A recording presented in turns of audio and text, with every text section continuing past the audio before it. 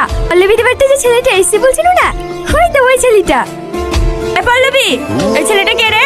আমার ভাই, শহর থেকে বেড়াতে এসছে। ও, এই পল্লবী খেলিস তাই?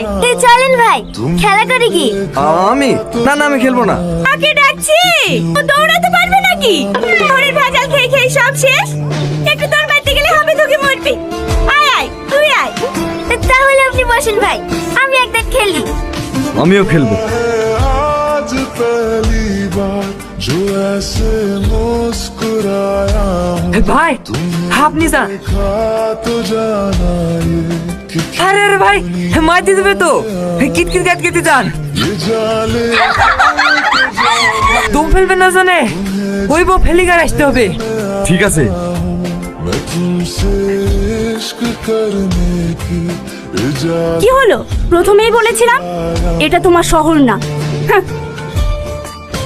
সত্যি গ্রামের প্রকৃতি যে এত সুন্দর হয়, এখানে না আসলে জানতেই পারতাম না। শুধু গ্রামের প্রকৃতিই সুন্দর, আর মেয়েরা? খুব খারাপ। আমি জানি আপনি কেন বলছেন, কালকের জন্য না। সরি, হ্যাঁ, কিছু মনে করেন না প্লিজ।